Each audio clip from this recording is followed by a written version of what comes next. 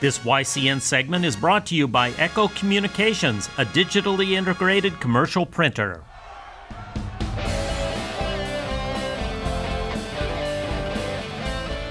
Welcome back, YCN Sports Talk. Jeremy Stout, Andrew Zerhide, and we continue our look back at the year 2017 up here in New England after the Patriots won the Super Bowl.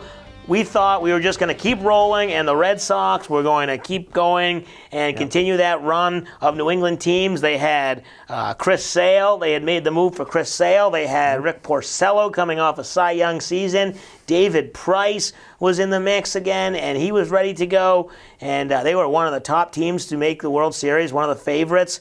And it came crashing down in a hurry in spring training. David Price goes down with an injury.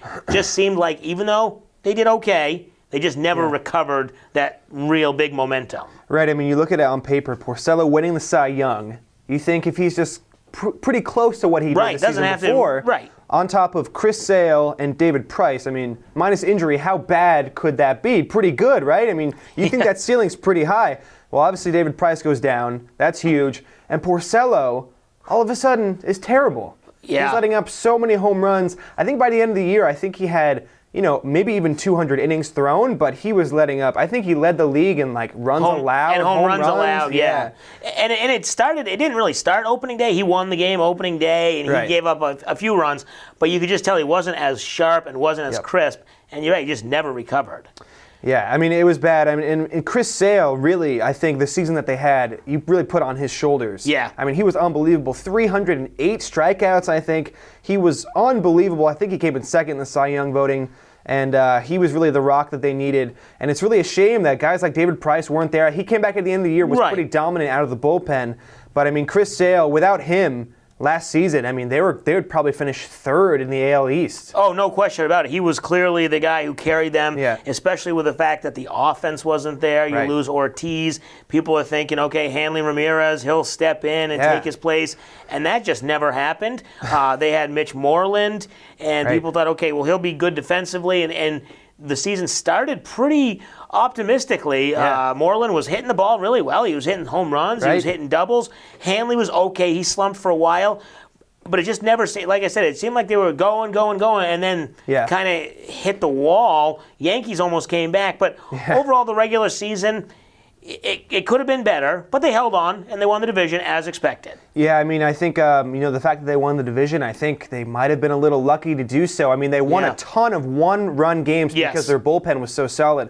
But offensively, I mean, they were really bad for a stretch. And I think one thing that really hurt them, their veterans like Mitch Moreland, Pedroia, Hanley, they all suffered injuries at times, and their offense just fell off a cliff. And with guys like Mookie and Benintendi, their offense fell off a cliff. So everyone was just hitting really bad in the middle of the season for a long stretch. And the fact that they won, I think, 93 games. Yeah, they still did pretty good. Yeah, they still won the AL East. I mean, I think they were lucky to do so. And again, without Chris Sale, there was no way they were doing that. Just the offense was so bad. I think they were last in the AL in home runs. Yeah, I think they had 176 home runs. Yeah, it was the lowest they had had since the middle of the 90s or something. Yeah. So, I mean, if you can just get a little more offense going in the future, I mean, just imagine how good that team can be. And the bullpen, though, pitched pretty well.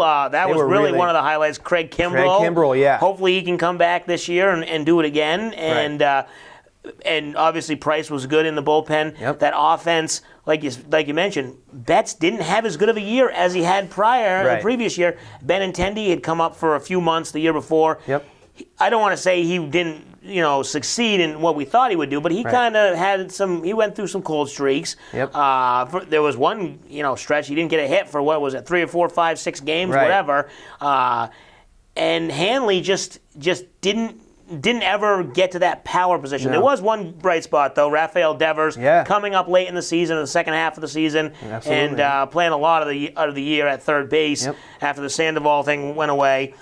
So overall, they get to the playoffs. They lose in the first round to the Astros.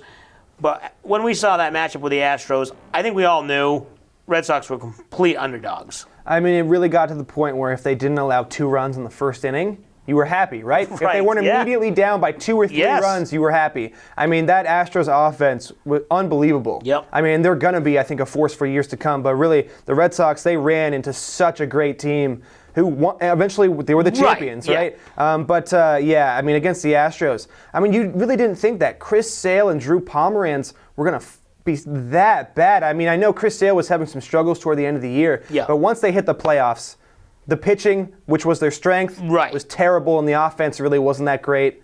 And it doesn't matter if you have a good bullpen. If they're coming in the fifth inning when you're down 4 runs, it doesn't really matter. So the Red Sox struggled this year, or 2017, and coming up in 2018, we'll see if they've got the pieces and parts to make another run and win the division for the 3rd straight time. We'll take a break. When we come back, we'll talk some Celtics. Obviously, they had quite the magical season, led by one Isaiah Thomas, who's obviously gone now. And we'll get into the start of the 2017-18 season with their 17-game winning streak. You're watching YCN Sports Talk.